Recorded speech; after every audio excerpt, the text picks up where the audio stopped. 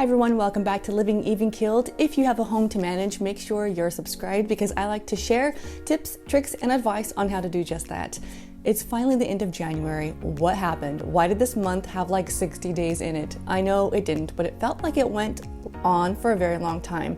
But now that the end of the month is here, I can finally share with you my end of the month routine. This is something I do to sort of wrap up one month and get ready for the next. I shared something like this with you in the past, and I'll link it for you.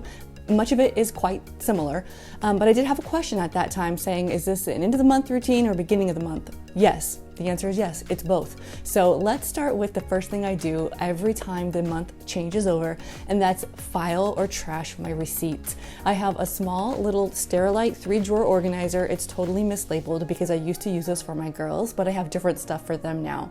But inside this drawer, I keep a small drawer organizer. If you saw the IKEA haul, you'll recognize it. And if you saw an Instagram post, you know how to make your own. But inside this little organizer, I keep all the receipts from the month for products that may need to be returned. I don't keep grocery store receipts once I've, seen it go to my bank. And if I'm doing Ibotta or any kind of rebate service, I kind of just toss it. I will keep an occasional Costco receipt if I bought a product that wasn't food, like something for my home, just in case I need to return it. At the end of the month, I will know typically if I can trash those receipts, or if I'm still not sure about the product or I just want to hang on to it for a little longer for whatever reason, then I'll file it away in sort of a long-term receipt section that I have in an accordion folder. Doing this at the end of every month helps prevent that stack of receipts, keeps it very whittled down, and if I ever do need to go back and look for something, I can very easily find it. The second thing I do is to create a new monthly budget, and strangely enough, it's one of my most favorite tasks. I look forward to doing this one.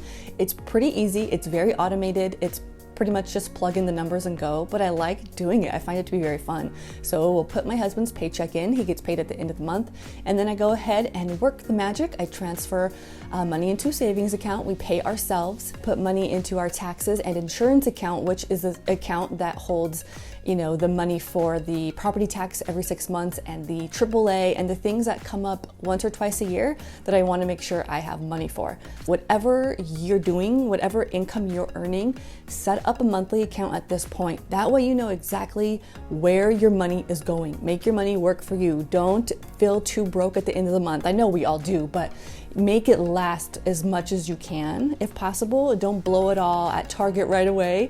Don't blow it all at Target ever, really. We gotta talk about money soon in detail, but that's one of my favorite things to do. The next thing I do is I check my personal planner to see what birthdays, anniversaries are coming up, and I make sure I have cards for them. I typically collect like $1 or less priced cards just because, most people don't keep the card. And you can find great cards. Trader Joe's has very cute 99-cent cards.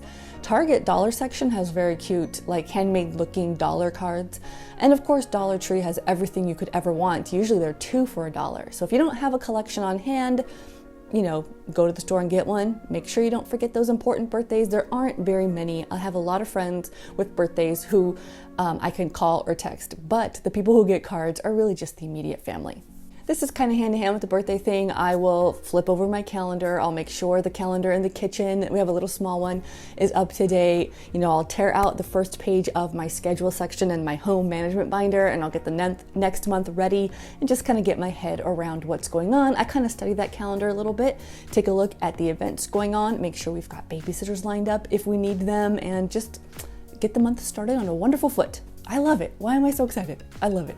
The fourth thing I do is a digital declutter. If I go any longer than a month, it's too hard. Any shorter than a month, I feel drained by it and I don't want to do it either. So I have YouTube as a hobby, which means at the end of every month, I like to delete the videos from my computer once they're already on YouTube. So I don't really need to save these videos. They're on YouTube, and if YouTube goes away one day, that's all right. I'll delete any downloads that I collected for learning resources for my kids. This is a big one, I will go into the digital photos, my Google Photos, and delete whatever I don't want, anything that's blurry, any 20-minute selfie session that my 4-year-old may have done the other day. Any duplicates, and there's always duplicates. There's always at least 5 pictures of the one thing that you wanted. Clean up the desktop, anything you have saved to desktop, put it in a correct folder, basically just file and delete. There's a 5th one that I wanted to do and I put it on my list, but I'm not always good about it. And it's to tidy and declutter the flat surfaces, because the flat surfaces are where we put things, top of shelves, desks, countertops.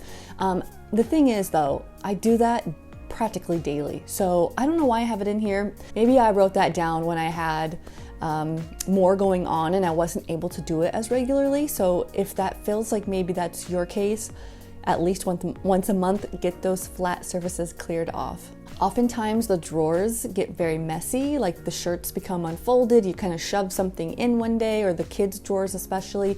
This would be a wonderful chance to just kind of refold, reset, get everything nice and neat in those KonMari rows or whatever kind of folding method you like. Get everything nice and neat and tidy and just start the next month fresh. I just thought of another one that you might want to add to your monthly routine, and it's doing a habit tracker. I will link for you the blogger who makes these. These are free download, but you do need to sign up for her email and stuff to get them if you're interested. I don't think this is something I'm going to put in my routine. It's not something that I've been able to really stick with, but I've done it for a month at a time here and there, just to sort of get in the habit of doing something that I want to create a new habit for. So whether it might be reading or not using your phone in bed at night or exercising, whatever it is that you feel like you want to track and manage. They always say what gets measured gets managed. So I do find these type of trackers to be successful, but I just don't find them like I need to use them long term. But if you do, then this will be something that you're going to want to put on your routine. Those are really the top 4 things that I do that I can think of anyway. Some of these things are so automated, I may not even know what I'm doing. So what do you do at the end of every month or the beginning of the next month? I'd like to know in the comments below. These things are practically effortless. They don't take much time, and for whatever reason, they bring me so much joy. I love doing it. I look forward to the end of the month and kind of doing all these little things. It just feels like little busy work that I can do. It's way more fun than cleaning, and it still gives me that home management payoff where I know what's going on. Everyone's kind of has an idea of upcoming events. We have our head in the game. If there's something we need to write on a calendar, we can do it. I just love it. Makes me feel good. So thank you for tuning in. I hope you learned something today that you can apply to your home, and I will see you guys in my next video. Bye.